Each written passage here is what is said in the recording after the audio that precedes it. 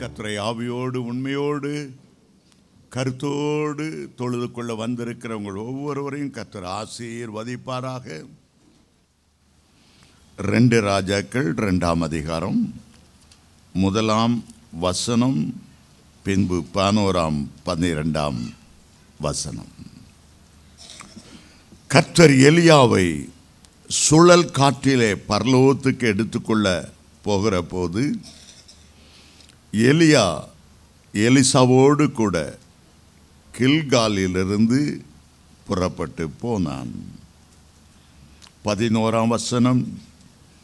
அவர்கள் பேசிக்கொண்டு நடந்து போகையில் இதோ அக்கினி ரதமும் அக்கினி குதிரைகளும் அவர்கள் நடுவாக வந்து இருவரையும் பிரித்தது. எலியா சுழல் காற்றிலே பரலோகத்துக்கு ஏறி போனான். அதை எலிசா கண்டு, என் தகப்பனே, என் தகப்பனே, இஸ்ரவேலுக்கு ரதமும் குதிரை வீரமாக இருந்தவரே என்று புலம்பினான். அவனை அப்புறம் காணாமல் தன்னுடைய வஸ்திரத்தை பிடித்து 2 துண்டங்களாக கிழித்தான். இன்றைக்கு இந்த வேத வசனங்களிலிருந்து 4 முக்கியமான இடங்களை பார்க்க போகிறோம். எலியா அக்கினி குதிரைகள் மேல் ஏறி பரலோகத்துக்கு எடுத்துக்கொள்ளப்பட நாம் கடந்து செல்ல வேண்டிய 4 பகுதிகள். எலிசா அத்தனை ஆண்டுகள் எலியாவை பின்பற்றி இரட்டிப்பான வரங்களை பெற முடியும். அவன் கடந்து சென்ற 4 இடங்கள். ஒரு ஊழியம் முடிய போகிறது. எலியாவின் ஊழியம் முடிய போகிறது. 4 இடங்களுக்கு அவர் கடந்து சென்று பிறகு பரலோகத்துக்கு அவர் எடுத்துக்கொள்ளப்பட்டார். உயிரோடு இருக்கிற நாம் கர்த்தருடைய வருகையில் எப்படி எடுத்துக்கொள்ளப்படுவோம்? நாம் கடந்து செல்ல வேண்டிய 4 பகுதிகள். எலியாவை பின்பற்றும் போது எலிசா உள்ளம் ஏங்கினது. ஒன்றின் மேல் தாகமாய் இருந்தது. எலியாவின் மேலுள்ள ஆவின் வரம் இரட்டிப்பாய் தனக்கு வேண்டும். இரட்டிப்பான வல்லமையை பெறுவதற்கு எலியாவோடு அவர் கடந்து சென்ற 4 முக்கியமான இடங்கள். அருமையான தேவனுடைய பிள்ளைகளே, அன்றைக்கு எலிசா எலியாவை பின்பற்றினது போல இன்றைக்கு நாம் இயேசு கிறிஸ்துவை பின்பற்றுகிறோம். இயேசுவை பின்பற்றி செல்லும்போது அவர் எங்கே போனாலும் அவரை பின்பற்றுவேன். சியோன் மலையிலே ஆட்டுக்குட்டியானவர் எங்கே போனாலும் அவரை பின்பற்றுகிறவர்கள் இவர்களே என்று வெளிப்படுத்தல் 14ஆம் அதிகாரத்திலே சொல்லப்படுகிறது போல எங்கேயும் ஆண்டவரை விடாமல் பின்பற்றும் போது நம்முடைய ஆண்டவரை போல நாம் மாறுவதற்கு அது ஏதுவாயிருக்கும். என்னை உம்மை போல மாற்றும் அப்பா. நீ செல்லுகிற இடங்களிலெல்லாம் மூடு வருவேன், உம்மை பின்பற்றுவேன். நாமும் செல்ல வேண்டிய அந்த 4 முக்கியமான இடங்கள். ரூத் எப்போதும் நகோமியை பின்பற்றி கொண்டே வந்தாள். அது வாழ்வானாலும் சரி, தாழ்வானாலும் சரி, அது மோவாபிய தேசமானாலும் சரி, பெத்லெகேமானாலும் சரி, நான் உம்மை விடுவதில்லை. நீர் எங்கே தங்குவீரோ அங்கே நான் தங்குவேன். நீர் எங்கே நடப்பீரோ உம்மோடு நடப்பேன். உம்முடைய தேவன் என்னுடைய தேவன், உம்முடைய ஜனம் என்னுடைய ஜனம். அப்படியே நகோமியை பின்பற்றினபடியால் கர்த்தர் அவளை ஆசீர்வதித்தார். விதவையான அவளுக்கு மறுமணம் நடக்க கிருபை செய்தார். அந்த சந்ததியிலே கொள்ளு பேரனாக தாவீது பிறந்தார். ரூத்தினுடைய சந்ததியிலே இயேசு கிறிஸ்து பிறந்தார்.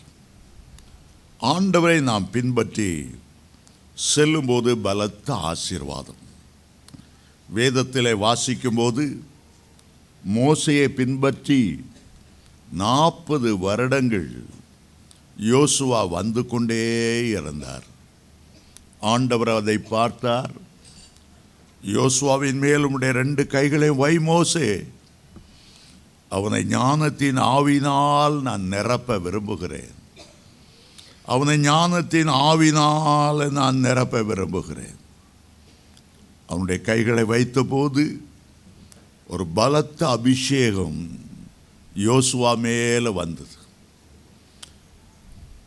வேதத்தில் பழைய ஏற்பாட்டிலும் சரி புதிய ஏற்பாட்டிலும் சரி ஒரு தேவனுடைய தெரிந்தெடுக்கப்பட்ட பரிசுத்தவான்களை பின்பற்றி வருகிறவர்கள் நிச்சயமாகவே அவர்களுடைய காலத்தில் வரும்போது இரட்டிப்பான வரம் பெற்று எழுந்து பிரகாசிப்பார்கள் என்பதிலே சந்தேகமே இல்லை. T.L. ஆஸ்பான் என்று சொல்லப்பட்ட ஒரு நல்ல தேவனுடைய மனிதன் இருந்தார். அவர் ஒரு நல்ல பரிசுத்தவான். அவருடைய வாழ்க்கையை வாசித்திருக்கிற இந்தியாவுக்கு அவர் வந்திருந்தார். நானும் அவரை பார்க்க, அவரோடு பேச, அவரோடு கை குலுக்க எனக்கு ஒரு சந்தர்ப்பம் கிடைத்தது. அவர் ஒரு முறை பிலிப்பைன்ஸ் தேசத்துக்கு போயிருந்தார்.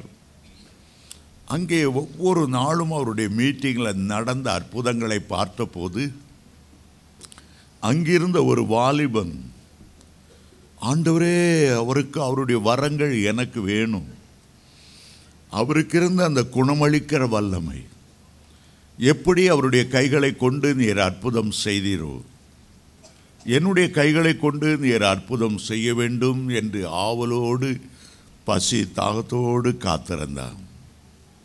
ஆகவே பிலிப்பைன்ஸில் அவரை யார் கூட்டங்கள் வைத்தார்களோ அவரிடத்தில் போய், நான் T.L. ஆஸ்பானுக்கு பணிவுடை செய்யணும், அவர் காஃபி கேட்டால் போட்டு கொடுக்கணும், அவர் கால்வலியோடு படுத்திருப்பார்ந்தால் காலை அமுத்தி அவருக்கு உதவி செய்யணும், எனக்கு உதவி செய்வீங்களான்னு கேட்டார்.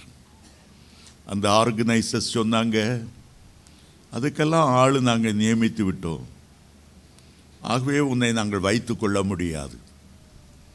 சரி, அவருடைய அறை கீழே ஏதாவது ஒரு தங்கியிருக்கிற இடத்துல நானும் தங்கி அவருடைய ஆசீர்வாதத்தை பெற்றுக்கொள்ளலாமா? அவர் பார்த்துவிட்டு சொன்னார், விடாப்பிடியாய் கேட்கிறான், பரலோராஜ்யம் பலவந்தம் பண்ணுகிறது என்று சொன்னது போல நீதியின் மேல் பசி தாகத்தோடு இவன் இருக்கிறானே.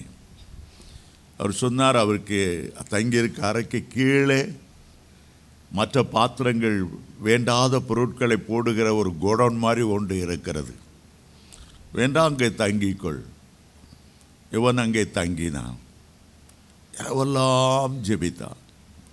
உபவாசத்தோடு அவர் தங்கி இருக்கும்போது, ஆண்டவரே,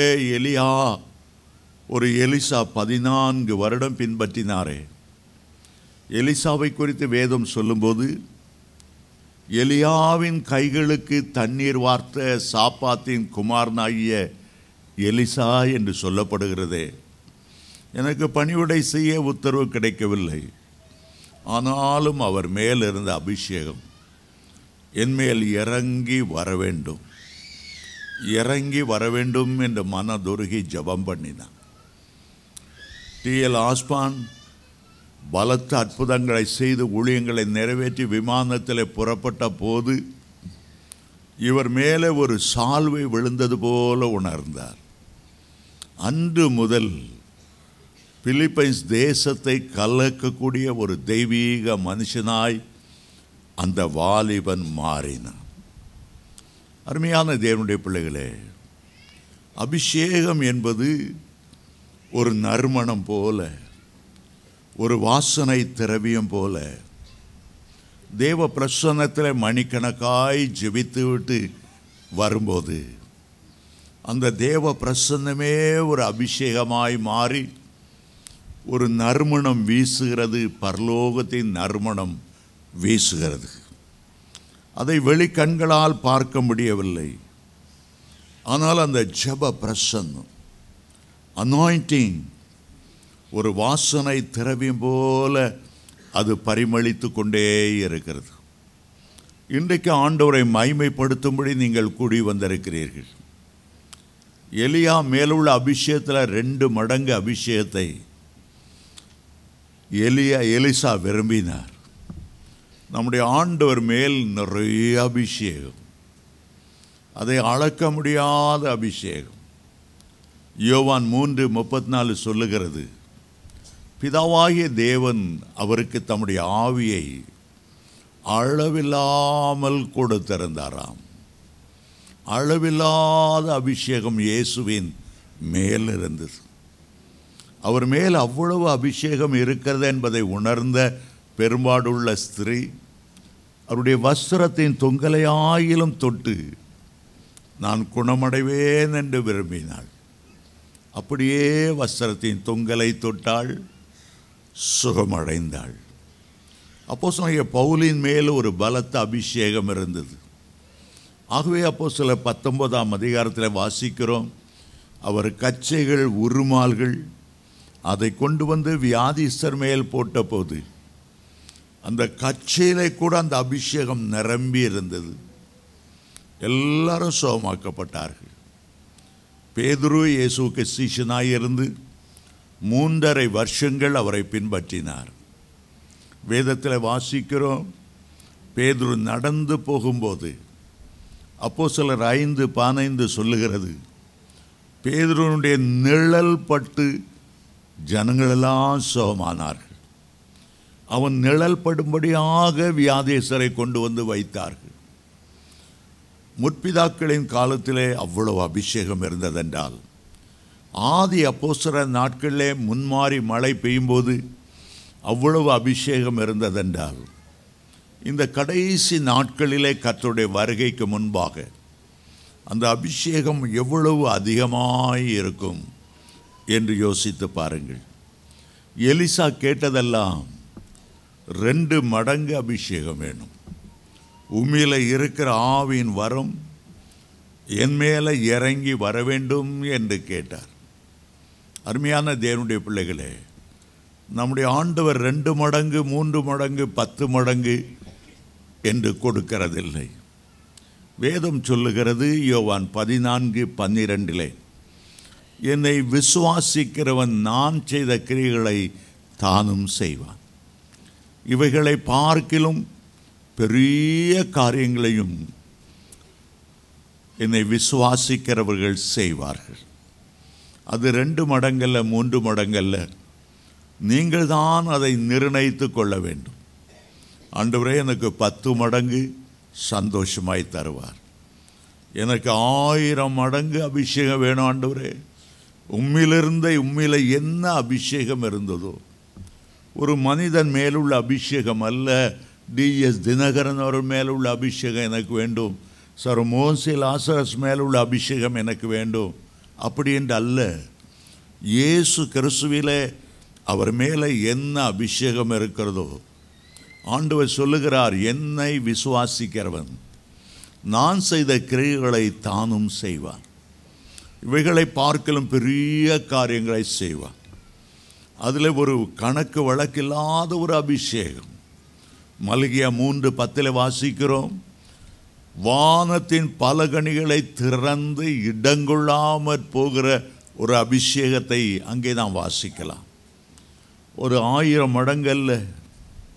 ரெபேக்காளை வாசிக்கும்போது அவள் கோடான கோடியாய் பெருகுவாளாக என்று சொல்லி அவளை வாழ்த்தினார்கள். கோடான கோடி மடங்கு பெருகும்படி ஒரு அபிஷேகத்தை ஆண்டவர் இன்றைக்கு உங்களில் வைக்க விரும்புகிறார். ஹல்லேலூயா. கர்த்தர் உங்களுக்கு என்ன வேலை கொடுத்தாலும், சின்ன ஊழியத்தை கொடுத்தாலும், நீங்கள் கொஞ்சத்திலே உண்மையுள்ளவர்களாய் இருக்கும்போது உங்களை அபிஷேகம் பண்ணி எழும்பி பிரகாசிக்கும்படி செய்து இந்த இருண்ட உலகத்திலே ஒரு வெளிச்சமாய் வைப்பார் என்பதில் எந்த சந்தேகமும் இல்லை. இருளடைந்து இஸ்ரவேல் தேசம் இருந்தபோது பாகால் விக்கிரகாரனை தோப்பு தீர்க்கதரிசிகள் மந்திரவாதிகள் பெருகி இருந்த போது அவர்களை முற்றிலும் அழிக்கும்படி எலியாவின் மேலுள்ள 2 மடங்கு அபிஷேகம் எலிசாவுக்கு வேண்டியிருந்தானால் இந்த கடைசி நாட்களிலே இருள் சூழ்ந்த இந்தியாவிலே ஆண்டவர் உங்களை வைத்திருக்கும் போது, விக்கிரகங்களால் தேசம் தீட்டுப்பட்ட ஒரு நிலைமையிலே இருக்கும்போது, கர்த்தருக்கு எவ்வளவு பெரிய அபிஷேகத்தை உங்களுக்கு தருவதற்கு ஆயத்தமாய் இருக்கிறார். கேட்கிற எவனும் பெற்றுக்கொள்ளுகிறான். நீ விசுவாசித்தால் தேவனுடைய மகிமையை காண்பாய். எலிசா செய்த ஒரு காரியம், எனக்கு வேணும், எனக்கு வரங்கள் வேண்டும், எனக்கு வல்லமை வேண்டும். என்னுடைய தகப்பனார் இலங்கையிலே தலைமை ஆசிரியராக வேலை செய்தார். கிறிஸ்மஸ் விடுமுறைக்கு எங்களுடைய இலங்கையிலிருந்து இந்தியாவிலே எங்களுடைய வீட்டுக்கு வருவார். 15 நாட்கள் இருந்துவிட்டு மறுபடியும் இலங்கைக்கு போய்விடுவார். நான் சிறுவனாக இருந்தேன், ஒரு 12 வயது இருக்கும். ஒரு முறை எங்கள் தகப்பனார் வந்தபோது எனக்கு 1-2 சின்ன சின்ன பொருட்கள் வாங்கி வந்திருந்தார். ஆனால் எங்கள் அக்காவுக்கு பார்த்தா அப்பா 500 மடங்கு நிறைய பொருட்கள் வாங்கி கொண்டு வந்தார். எனக்கு எங்கள் அப்பா மேலே கோபம், எங்கள் அக்கா மேலே பொறாமை. நாங்கள்லாம் பிள்ளைகளாக நான்லாம் பிள்ளையாக தோணலையப்பா, ஏன் இந்த ஓர வஞ்சகம்? 4 பிள்ளைகளை நீங்கள் ஒன்றா நேசிக்காமல் எனக்கு மட்டும் ஏதோ ஒரு சின்ன சின்ன சின்ன சின்ன இதெல்லாம் யாருக்கு வேணும்? அக்காவுக்கு பார்த்தா அப்பாடா எத்தனை கலர் பென்சில், எத்தனை அது இதுன்னு எத்தனை துணி அதெல்லாம் வாங்கிட்டு வந்திருக்கீங்க. எங்கள் அப்பாட்ட சண்டை போட்டேன். எங்கள் அப்பா என்கிட்ட சொன்னார், மகனே நீ ஒரு நாள் கூட எனக்கு கடிதம் எழுந்ததில்லை, எனக்கு இது வேணும்னு நீ கேட்டதே இல்லை. அக்கா உன்னை விட ஹையர் கிளாஸ் படிக்கிறாள். அவள் தனக்கு என்னென்ன வேணும்ன்ட்டு பட்டியலாக மாதத்துக்கு 5 கடிதம் வீதம் 100 கடிதம் எழுதியிருப்பா. மகனே நீ கேட்டவனுக்கு நான் செய்ய மாட்டேன்னா தாராளமாக செய்வேன், நான் உன்னை நேசிக்கிறேன். மகனே நீ ஒன்றுமே கேட்கல, நான் இது என் விருப்பப்படி உன் மேலே அன்புனால தான் வாங்கிட்டு வந்தேன் ஒழிய நீ ஒன்றும் கேட்காதனால தான் ஒன்றும் பெற்றுக்கொள்ளவும் இல்லை. ஆண்டவர் சொன்னார், நீங்கள் இதுவரை என் நாமத்திலே ஒன்றும் கேட்கவில்லை. நீங்கள் கேட்டிருந்தா பிதாவானவர் மகிமைப்படும்படி அதை நான் உங்களுக்கு செய்திருப்பேன். கேளுங்கள், உங்களுடைய சந்தோஷம் நிறைவாக இருக்கும்படி கேளுங்க. பரலோக கதவை தட்டி கேளுங்க. நீ கேட்டால் தேவனுடைய மகிமையை காண்பாய். நம்ம கர்த்தரிடத்தில் கேட்குறதே இல்லை, அதான் நம்ம மேலே உள்ள ஒரு குறைவு. ஏதாவது சிக்காயி ஏதாவது ஆஸ்பத்திரியில் போய் டாக்டருக்கு ஆண்டவரே காப்பாற்றும் காப்பாற்றும் காப்பாற்றும், எல்லாருக்கும் ஜெப குறிப்பு, சர்ச்சுக்கு ஜெப குறிப்பு, அதுக்கு பிறகு எழுத முதல்லையே கேளு. இன்றைக்கி நான் யார் யாரெல்லாம் சந்திக்க போகிறேன், யார் யார் என்ன நோக்கத்தோடு என்னை பார்க்க வருவாங்க, நான் அவங்ககிட்ட என்ன பேசணும், அவங்களுடைய சூழ்நிலை என்ன, காலையில் அவன்கிட்ட கேளு. கேட்டால் சமயத்துக்கு ஏற்ற பதில் சொல்லுகிற ஞானத்தை தருவார். நீங்கள் கேட்டால் வெளிப்பாட்டு வரங்களை உங்களுக்கு தருவார். கேட்கிறவன் தான் பெற்றுக்கொள்ளுகிறான், வாயுள்ள பிள்ளை தான் பிழைக்கொன்று பழமொழி சொல்லுவாங்க. ஆகவே எலிசா இடத்துல நம்ம ஒன்றை பார்க்கிறோம், அவருக்கு தெரிந்ததெல்லாம் எலியா தான். அந்த காலத்தில் அவருக்கு நமக்கு இருக்க போல் மத்தேயு, மார்க்கு, லூக்கா, யோவான்லாம் கிடையாது. இயேசு நமக்கு என்னென்ன செய்யக்கூடும் என்று நமக்கு தெரிகிற மாதிரி அவருக்கு தெரியாது. அவர் எலிசாவை பார்த்ததுனால அவர் கேட்கிறதெல்லாம் உம்மிடத்தில் உள்ள ஆவியின் வரும், எனக்கு ரெட்டிப்பாய் வேணும், அவ்வளோதான் கேட்க முடியுது. எங்கள் கிராமத்திலெல்லாம் பெரிய டாக்டர்ஸு, இன்ஜினியர்ஸு, அதுக்கு என்னென்ன படிக்கணும், வக்கீலுக்கு என்ன ஒன்றும் தெரியாது. எங்கள் குடும்பத்தில் தெரிஞ்சதெல்லாம் வாத்தியார் வேலை தான். நான் படித்து முடிக்கும்போது என்ன நினைப்பேன், ஒரு வாத்தியாராக போயிட்டா நல்லாயிருக்கும், நிறையா லீவு கிடைக்கும். மாதத்தில் ஏப்ரலுக்கு பிறகு வாத்தியாராக போன ஆண்டவர், வாத்தியார் வேலை ஆண்டவர் கொடுத்தார். ஒரு வருஷம் வாத்தியார் வேலையை பார்த்து முடித்த பிறகு அக்கௌண்ட்ஸ் எல்லாம் பார்க்குறதுக்கு இன்கம் டேக்ஸில் வேலையை கொடுத்தார். நான் கேட்கல, அதை கேட்கல, கொசுறு போட்ட மாதிரி ஆண்டவர் அந்த வேலையை கொடுத்தார். ஆனால் ஆண்டவருடைய வேலை மகிமையான ஊழியம் என்பது அதுக்கு நம்ம ஆயத்தப்படுத்துகிற ஒரு வேலையாகத்தான் இருந்தது. ஆகவே சில காலங்கள் நம்ம ஆயத்தப்படுத்துகிறார், சில காலங்கள் நமக்கு பயிற்சி கொடுக்கிறார், ட்ரைனிங் கொடுக்கிறார். பிறகு ஒரு நாள் வரும்போது இரட்டிப்பான அபிஷேகத்தோடு அவர் தம்முடைய கையில் ஏந்தி நம்மை உபயோகப்படுத்துகிறார். ஒருவேளை இதுவரைக்கும் ஆண்டவர் உங்களுக்கு ட்ரைனிங் கொடுத்து கொண்டு வந்திருக்கலாம், பலவிதமான அனுபவங்களை தந்திருக்கலாம். ஆனால் ஒரு வேளை வரும்போது ஆண்டவர் நம்மை அருமையாய் பயன்படுத்துவார். ஆகவே கர்த்தர் கொடுக்கிற சண்டே கிளாஸ் ஊழியம், அல்லது இந்த சேரை போடுற ஊழியம், அல்லது ஜனங்களை வரவேற்கிற ஊழியம், எதுவாக இருந்தாலும் சரி, முழு பலத்தோடு அதை செய்யும்போது ஆண்டவர் நிச்சயமாய் ஆசீர்வதிப்பார். ஒரு சோம்பேறியாவது ஆண்டவர் தெரிந்து கொண்டார் என்று பைபிளில் வாசிக்கவே முடியாது.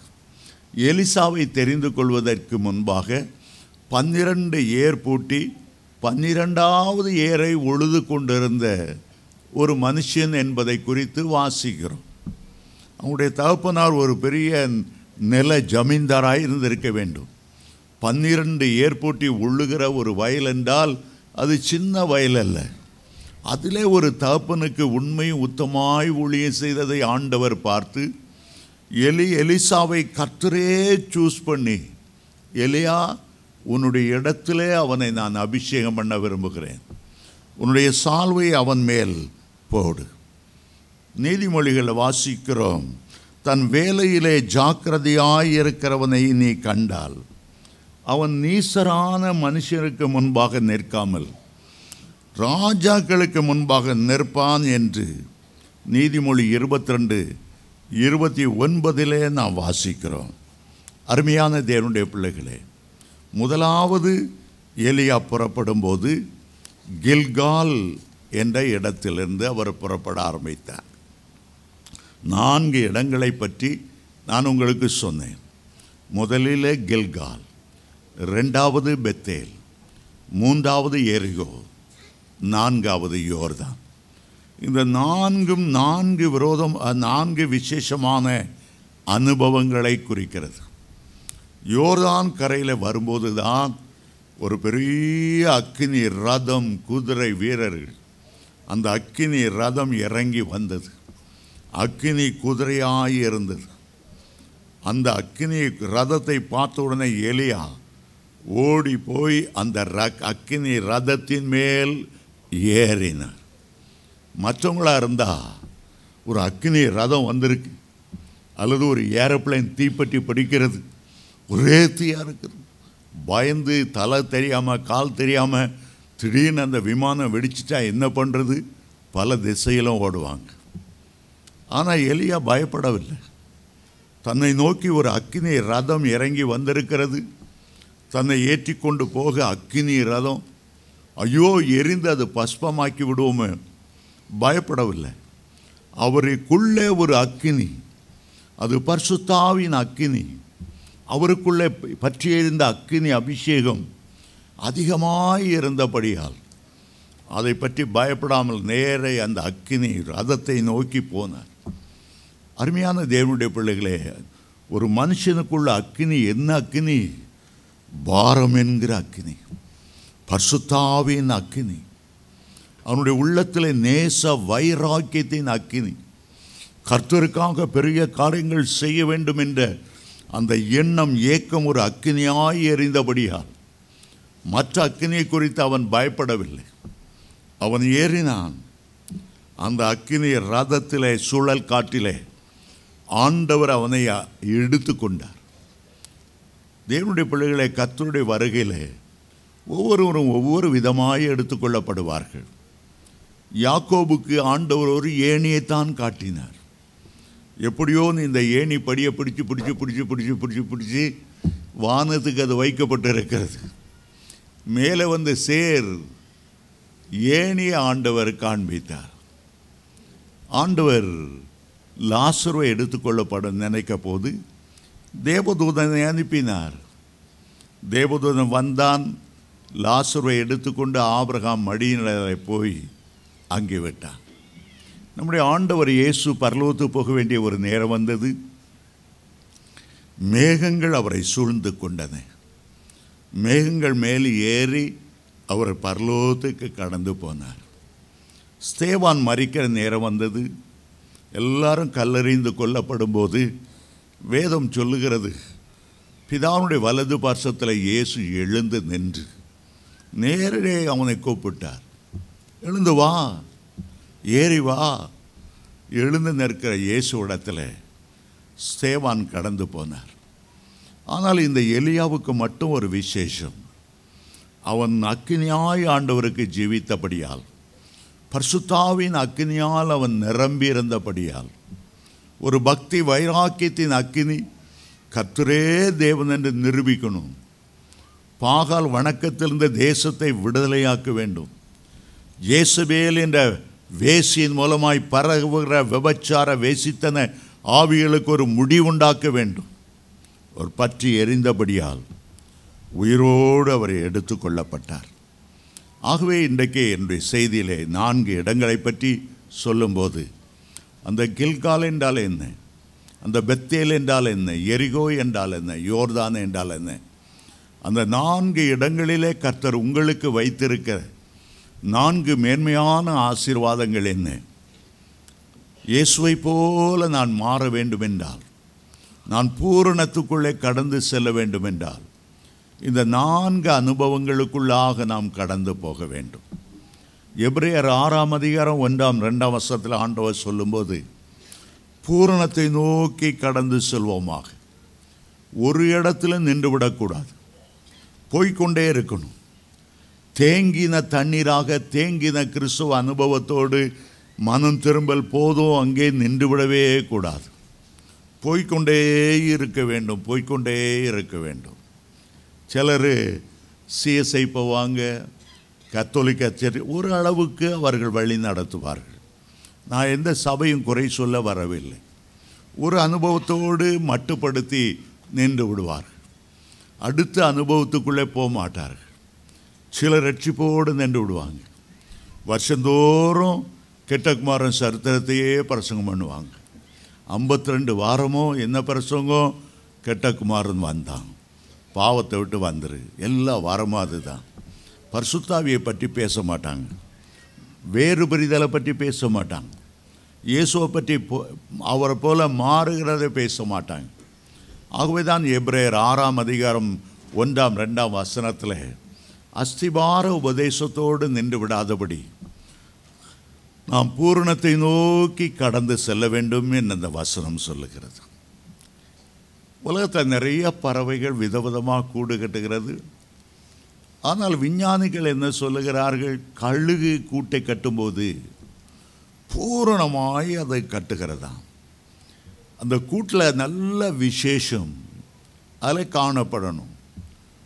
அது ஒரு நாள் அந்த கழுகு என்ன செய்ததாம், தான் பறவைக்கு ராணியாக இருக்கிறபடியால் எல்லா பறவைகளையும் அழைத்தது. கூடு கட்டால் உங்களுக்கு சொல்லி தருகிறேன் என்று சொன்னது. எல்லா பறவையும் உட்கார்ந்து, சரி இதில் கொஞ்சம் ட்ரைனிங் வாங்கிடுவோம். 3 நாள் செமினார், கூடு கட்டுவது எப்படி. பிரசங்கியார் மிஸ்டர் கழுகு, கணவனும் மனைவியுமாய் வந்திருக்கிறார்கள். குடும்பத்தை கட்டுவது எப்படி, கூட்டை கட்டுவது எப்படி, 2 பேரும் இணைந்து பேச போகிறாங்க. ஆயிரக்கணக்கான பறவைகள், விதவிதமான பறவைகள் வந்துட்டுது. முதல்ல கழுகு சொன்னது, கூடு கட்டும்போது உறுதியாய் இருக்கும்படி இரும்பு கம்பிகளை கொண்டு வந்து வாய் வைங்க. அடுத்தது, அதில் காய்ந்து போன முள் குச்சிகளை நிறைய எடுத்துகிட்டு வந்து கீழே பரப்புங்க. உடனே காக்கா அங்கேருந்து கா கா கா கா, எனக்கு எல்லாம் தெரியும், கூடு கட்ட தெரியும், குச்சிகள் எடுத்து வைக்க சொல்லி, இதுதானா, அது பறந்து போயிட்டு. கழுகு சொல்லிச்சு, கொஞ்சம் பொறுப்பா, பூரணமாக சொல்லும்படி, பூரண சுவிசேஷத்தை அறிவிக்கும்படி கொஞ்சம் பொறு. எனக்கு எல்லாம் தெரியும், எல்லாம் தெரியும், பறந்து போயிடுச்சு. போய் அது கூட்டை கட்டும்போது வெறும் குச்சிகளை வச்சே கட்டி முடிச்சிருச்சு, பூரணமாக கட்ட முடியல. அதுக்கு பிறகு அதுக்கு சொன்னது, தும்புகளை எடுத்து கொண்டு வந்து வை, பஞ்சுகளை எடுத்து கொண்டு வை. எல்லா ரகசியங்களும் எப்படி மற்ற பறவைகளுடைய ரெக்குகள் மென்மையாய் இருக்கும்படி, அந்த மற்ற பறவைகளுடைய இறகுகள் அதுகளை வைத்து மேலே கட்டணும் சொல்கிற கேட்கல. இப்படித்தான் அநேக சபைகள் உபதேசத்தில் ஒன்றை பிடித்து கொள்ளுகிறார்கள். ஞானசானம்னா ஞானசானத்தையே பேசிகிட்டு இருக்காங்க, அடுத்த லெவலுக்கு வர்றதில்லை. சரியப்பா ஞானம் எடுத்தாச்சு, இது பிறகு என்ன? திருப்பியும் ஞானசானம், திருப்பியும் ஞானசானம். ஒரு பிரசங்கியார் எங்கே போனாலும் ஞானசானத்தை பற்றியே பேசுகிறான். இதனால் வெறுப்படைஞ்ச ஒரு குரூப் அவரை, ஐயா ஞானசானத்தை பற்றி தயவுசெய்து பேசாதுங்க. ஆதியாகமம் 1ஆம் அதிகாரத்தை தரேன், ஆதியிலே தேவன் வானத்தையும் பூமியும் அதை பற்றி பிரசங்கம் பண்ணுங்க. அவர் ஆரம்பித்தார் பாருங்க, ஆதியிலே தேவன் வானத்தையும் பூமியும் சிருஷ்டித்தார்.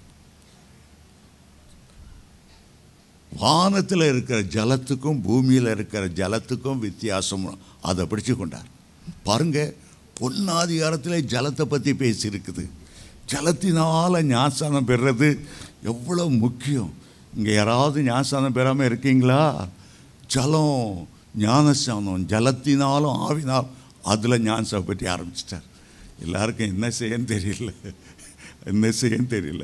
இன்றைக்கி ஒவ்வொருத்தருக்கும் ஒவ்வொரு வித. செவன்த் டே அட்வென்டிஸ்ட்டை பார்த்தா சனிக்கிழமை தான் வருஷம் பூரா 40 வருஷம் ஆனாலும் சரி சனிக்கிழமை தான் பேசிக்கிட்டே இருப்பாங்க.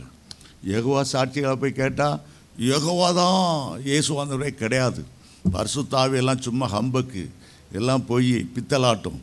வருஷம் பூரா யெகோவா சாட்சிகளை பற்றியே பேசிகிட்டு இருப்பாங்க. பல உபதேசங்கள் இருந்தாலும் அப்போஸ்தலனாகிய பவுல் சொல்லுகிறார், பூரணத்தை நோக்கி நாம் கடந்து செல்வோமாக.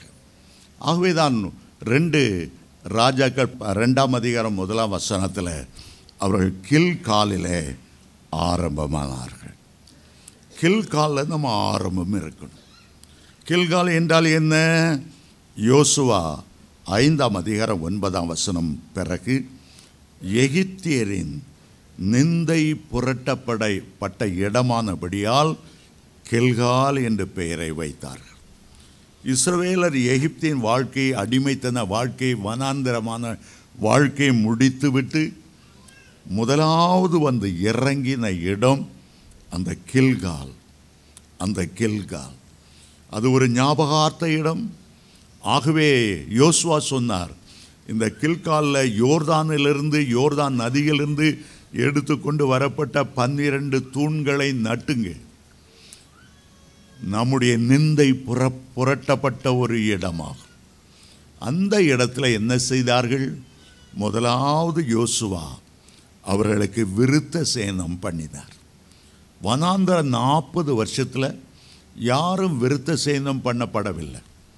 இந்த விருத்த சேதனம் என்பது தேவனோடு செய்கிற ஒரு உடன்படிக்கை ஆகும். ஒரு ஆண் பிள்ளையினுடைய நுனி தோல் வெட்டப்படும் போது ஒரு சில சொட்டு இரத்தங்கள் கீழே விழுந்து ஆண்டவரோடு ஒரு நல் மனசாட்சியின் உடன்படிக்கை செய்கிறோம். இன்று முதல் நான் உம்முடையவன் ஆண்டவரே, நீர் என்னுடைய தெய்வமாயிரும். விருத்த சேதனம் என்பது ஒரு பிரதிஷ்டை. நான் கர்த்தருடையவன், கர்த்தர் என்னுடையவர். பூச்சக்கரத்திலுள்ள எல்லா ஜனங்களிலும் கர்த்தர் என்னை தனக்கென்று தெரிந்து கொண்டார். கில்கால் என்று சொல்லும்போது இதுவரை பின்தொடர்ந்த உலகத்தின் நிந்தை, எகிப்தின் நிந்தை, சாபத்தின் நிந்தை, உலக இச்சைகளினால் வந்த நிந்தை, இதை இதோடு நான் விட்டு விடுகிறேன். இனி கர்த்தர் அந்த நிந்தையை புரட்டி போட்ட இடம் இது கில்காலாய் இருக்கட்டும். இது ஒரு புதிய ஆரம்பமாய் இருக்கட்டும். பாவம் இனி என்னை பின்தொடரக்கூடாது. நான் கர்த்தரோடு உடன்படிக்கை செய்திருக்கிறேன். அருமையான தேவனுடைய பிள்ளைகளே, பாவத்தினால் எகிப்தில் ஒரு அடிமைத்தனம் வந்தது. இஸ்ரவேல் ஜனங்கள் எகிப்துக்கு வரும்போது தானியம் வாங்கும்படி வந்தார்கள். தானியம் வாங்கிவிட்ட பிறகு திருப்பி போகவில்லை. கர்த்தர் வாக்கு பண்ணின பாலும் தேனும் ஓடுகிற கானானுக்கு போகவில்லை. அங்கேயே தங்கிவிட்டார்கள். தங்கிவிட்டதினாலே எகிப்து அவர்களை அடிமைப்படுத்தி விட்டது. 400 வருஷங்கள் அடிமையாக இருந்தார்கள். 430 வருடங்கள் வாழ்ந்தாலும் கூட அடிமையாக இருந்தது 400 வருஷங்கள். வேதம் சொல்லுகிறது யோவான் 8:34, பாவம் செய்கிறவன் பாவத்துக்கு அடிமையாய் இருக்கிறான், பாவமோ எல்லா ஜனத்துக்கும் இகழ்ச்சி என்று நீதிமொழி 14:34 வாசிக்கிறோம். அநேகர் தேனை விரும்பி அதில் விழுந்து மடிகிற எறும்புகளைப் போல, தீ வெளிச்சத்தை நாடி அதில் விழுந்து மடிகிற விட்டில் பூச்சியைப் போல பாவ சிற்றின்பங்களை நோக்கி ஓடி அதை விழுந்து மடிகிறார்கள்.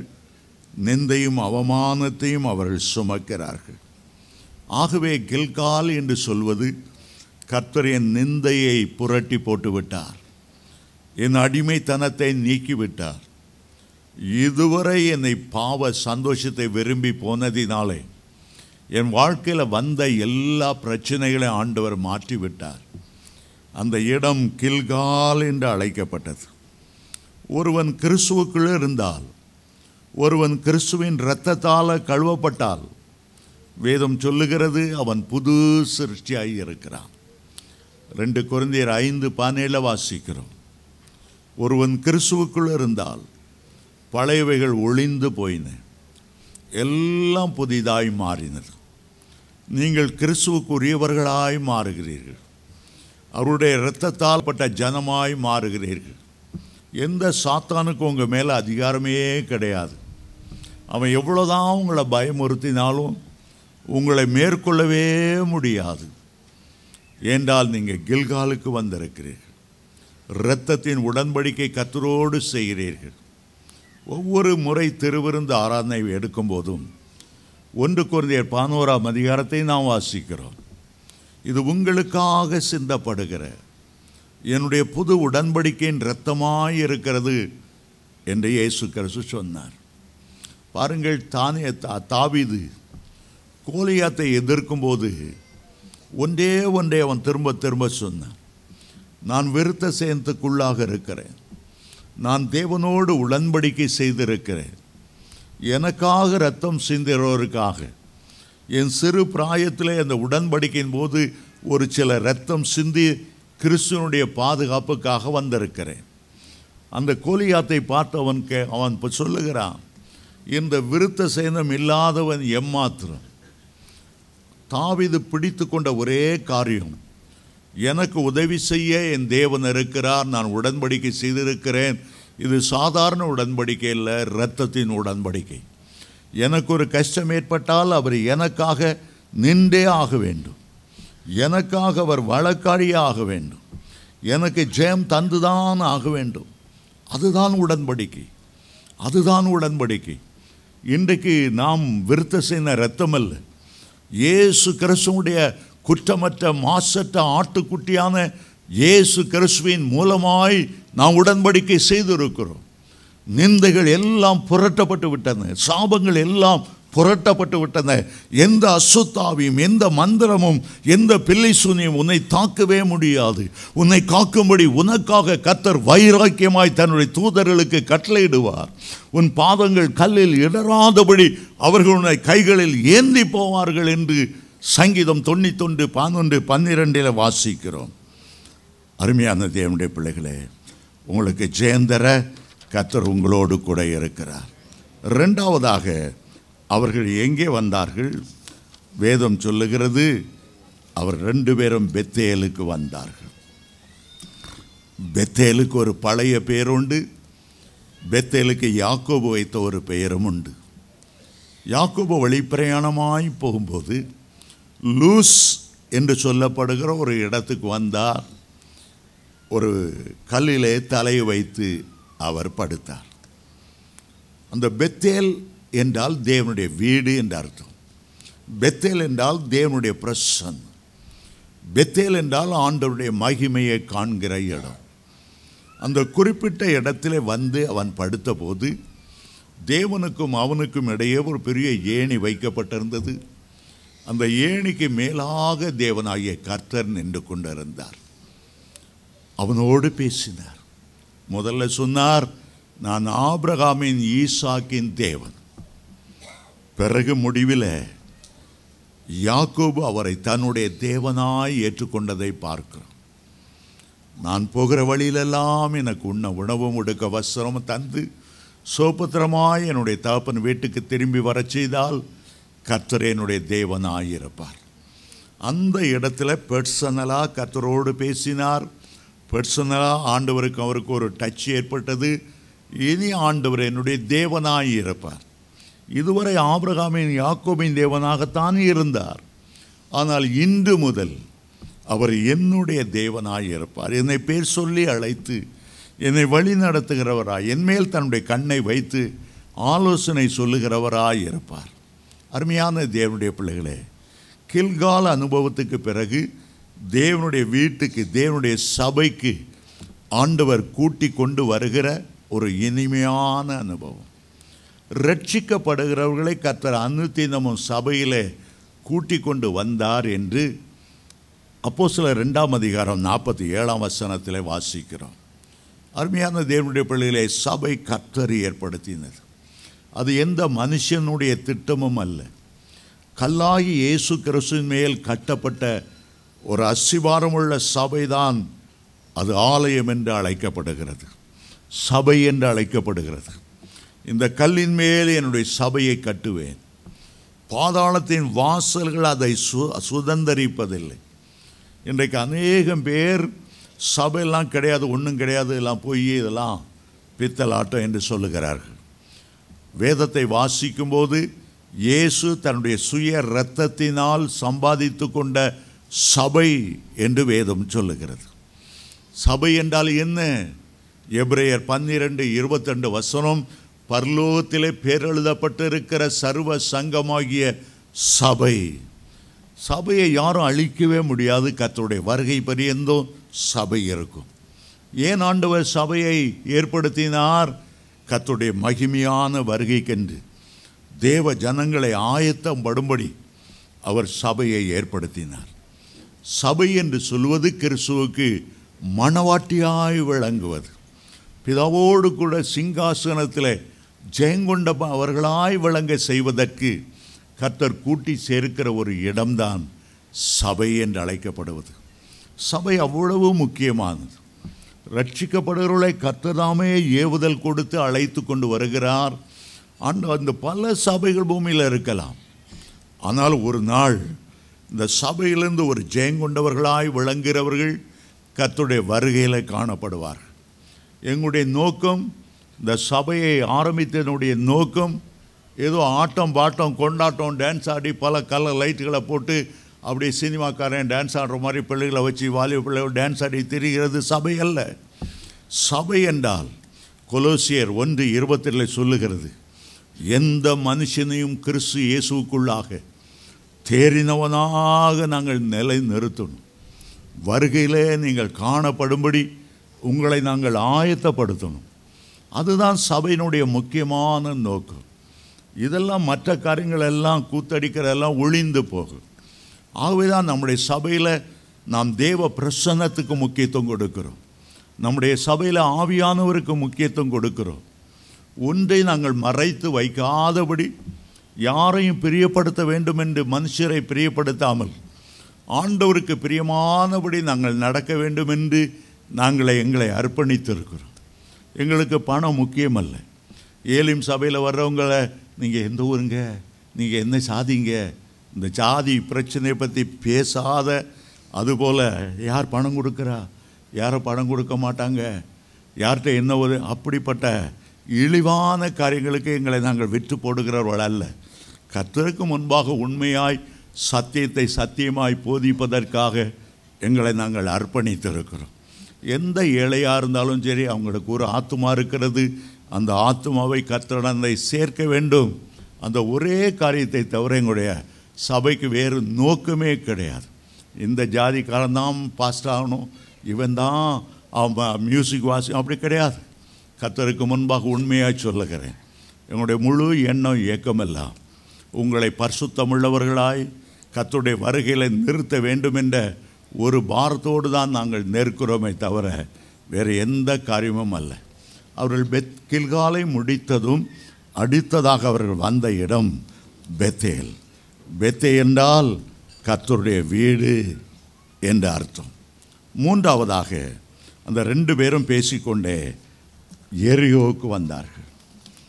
எரிகோ என்ற வார்த்தையில்தான் இஸ்ரவேலர் முதல் முறை யுத்தம் செய்த ஒரு இடம். எரிகோவின் கோட்டையை தகர்க்கும்படி ஒரு நவீன ஒரு யுத்தத்தை அவர்கள் செய்தார்கள். எரிகோ என்றது ஆவிக்குரிய அர்த்தத்தில் நீங்கள் யுத்தம் செய்து ஜெயம் பெற வேண்டும், நீங்கள் ஜெயிக்க ஆரம்பிக்க வேண்டும் என்பதான் எரிகோ நமக்கு சொல்லுகிற ஒரு அருமையான ஒரு வார்த்தை. இந்த எரிகோ ஒரு பெரிய மதில் இஸ்ரவேலருக்கு சவால் விட்டது. தேவனுடைய பலத்தோடு அவர்கள் கடந்து வருகிறார்கள். காண்ட மிருகத்துக்கொப்ப பலன் அவர்களுக்கு இருக்கிறது. என்றாலும் அந்த எரிகோவின் மதில்கள், எரிகோவின் இரும்பு தாழ்பாள்கள், எரிகோவின் வெண்கல கதவுகள் அவர்களுக்கு சவால் விடுகிறது. அவர்கள் எப்படி ஜெயங்கொண்டார்களாம்? அந்த துதியோடு எரிகோவை சுற்றி வந்தார்கள். துதியோடு சுற்றி வரும்போது அந்த எரிகோ மதில்கள் விழுந்தன. ஆண்டவர் நமக்கு சொல்லிக் கொடுக்கிற பாடம் என்ன? உன்னுடைய வாழ்க்கையில் நீ ஜெயங்கொண்டவனாய் விளங்க வேண்டும் என்றால் நீ துதிக்க ஆரம்பித்து விடு. கர்த்தரை மைமைப்படுத்த ஆரம்பித்து விடு. கர்த்தருடைய ஒவ்வொரு நாமங்களை சொல்லி சொல்லி சொல்லி அவரை துதி. அவர் வேதத்தில் செய்த அற்புதங்களை எண்ணி எண்ணி எண்ணி அவரை ஸ்தோத்திரம் பண்ணு. முதலாவது துதி உன்னிடத்திலிருந்து புறப்படட்டும். நியாயாதிபதிகளின் புஸ்தகம் 1ஆம் அதிகாரம் 1ஆம் வசனத்தில் எந்த கோத்திரம் கானானியருக்கு விரோதமாய் புறப்பட வேண்டும்? ஆண்டவர் சொன்னார், யூதா கோத்திரம் புறப்படட்டும். யூதா என்றால் கர்த்தரை துதிக்கிற துதி என்ற அர்த்தம்.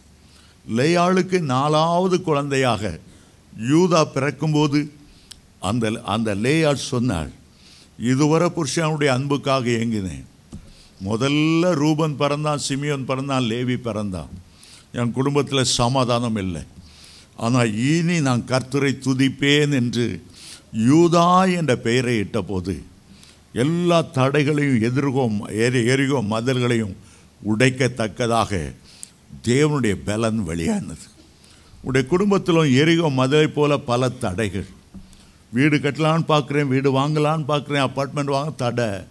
என் பிள்ளைக்கு திருமணம் ஆகும் என்று பார்க்குறேன், தடை தடை தடை. ஆஃபீஸில் ப்ரொமோஷன் வர வேண்டிய நேரம், மற்றவனுக்கெல்லாம் ப்ரொமோஷன் கொடுத்தாச்சு, எனக்கு ஒரு தடை. அருமையான தேவனுடைய பிள்ளையே, துதியினால் தடைகளை உடைக்க நீ கற்றுக்கொள்ள வேண்டும். அதுதான் எரிகோ நமக்கு கற்றுக் கொடுக்கிற ஒரு பாடம். தாவீதுடைய வாழ்க்கையில் முதல்லலாம் பார்த்தா என் பகைஞர் அப்படி எழுப்பிட்டாங்க, அவன் தாடை அடையும், அவன் பல்ல நொறுக்கும், அவன் எல்லாம் விழணும் அப்படி இப்படின்னு சொல்லுவார். ஆனால் கடைசி 10 சங்கீதத்தை வாசிக்கும்போது எல்லாம் கர்த்தரை துதிக்கிற துதியினால் ஒரு பக்கம் அவர் துதிப்பார், மறுபக்கம் இஸ்ரவேலரை துதிக்க சொல்லுவார், மறுபக்கம் வானங்களே, சூரியனே, சந்திரனே, நட்சத்திரனே கர்த்தரை துதியுங்கள், சுவாசமுள்ள யாவும் கர்த்தரை துதிப்பதாக. அதுதான் வாழ்க்கையில் வெற்றிகரமான பாதைக்கு கொண்டு போகக்கூடிய ஒரு தேவனுடைய ரகசியம். 4வதாக இந்த 2 பேரும் பேசிக்கொண்டே வரும்போது யோர்தான் கரைக்கு வந்தார். யோர்தான் வரும்போது முன்னால் யோர்தான் கரை புரண்டு ஓடி வருகிறது.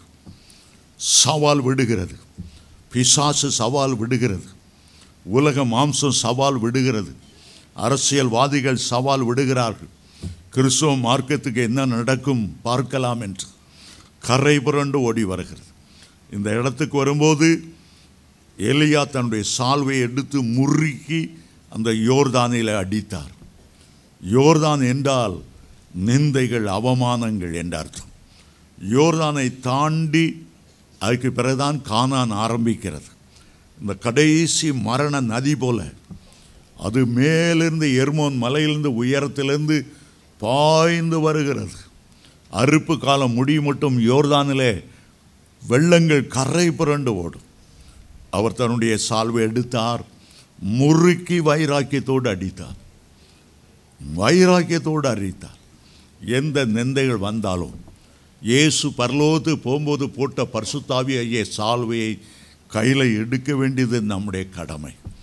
சால்வை என்று சொல்லும்போது அது அதிகாரத்தை குறிக்கிறது, ஆவியின் வரத்தை குறிக்கிறது, தேவனிடத்தில் வருகிற வல்லமையை குறிக்கிறது, உன்னதத்திலிருந்து வருகிற பலனை குறிக்கிறது. கர்த்தர் தேவ பிள்ளைகளுக்கு அதிகாரத்தை கொடுத்திருக்கிறார். யோர்தானே, நீ என்ன சவால் விட முடியும்? இயேசுவின் நாமத்தில் வருகிறேன், இயேசுவின் நாமத்தில் வருகிறேன். இந்த யோர்தான் 2 பிளந்தது. அருமையான தேவனுடைய பிள்ளைகளே, யோர்தான் என்றால் அது ஒரு அபிஷேகத்தின் இடம். அங்கேதான் இயேசு யோர்தானில் யோவான் ஸ்நானகனால் ஞானஸ்நானம் பெற்றார். இயேசுவை குறித்து என்ன சொல்லுகிறது?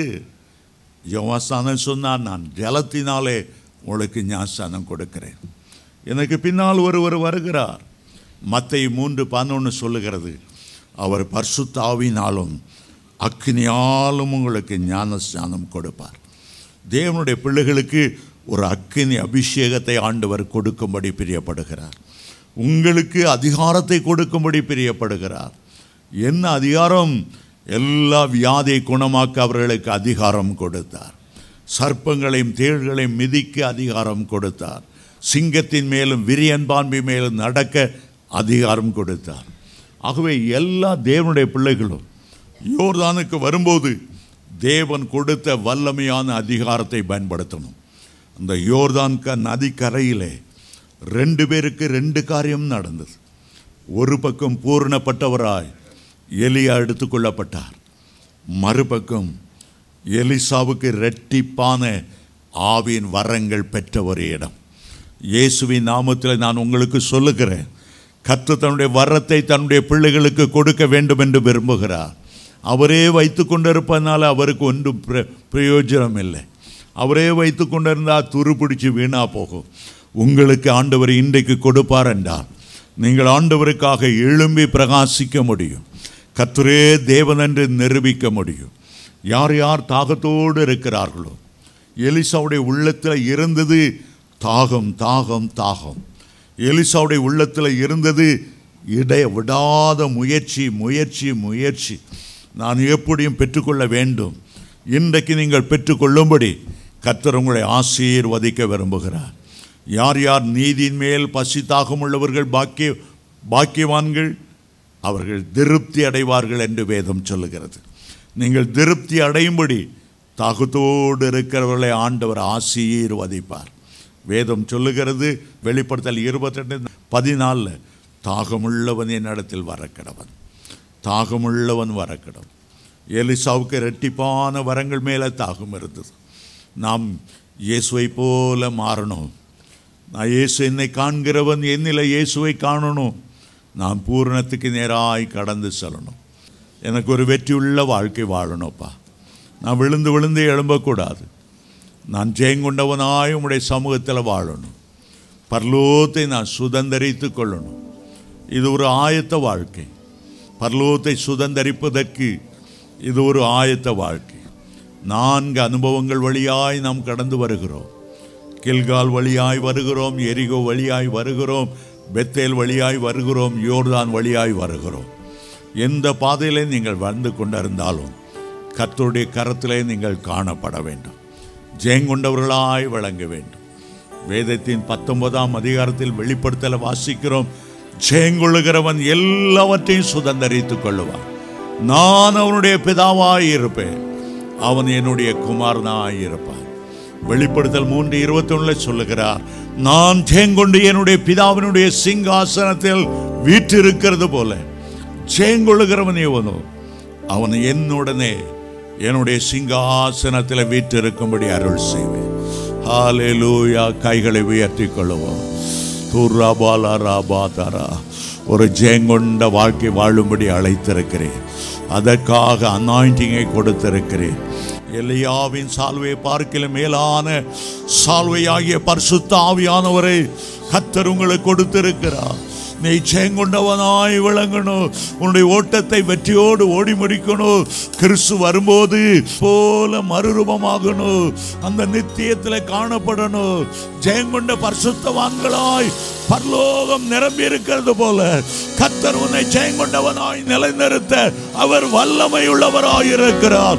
ஆவியானவர் அதற்காக போராடி போராடி உன்னிலை கிரியை செய்து கொண்டிருக்கிறார். இன்றைக்கு இருக்கிற எல்லா தோல்விகளும் இயேசுவின் நாமத்திலே மாறுவதாக. எல்லா அவிசுவாசங்களும் எல்லா தைரியங்களும் இயேசுவின் நாமத்திலே மாறுவதாக. கைகளை தட்டி ஆண்டவருக்கு நன்றி செலுத்துவோம்.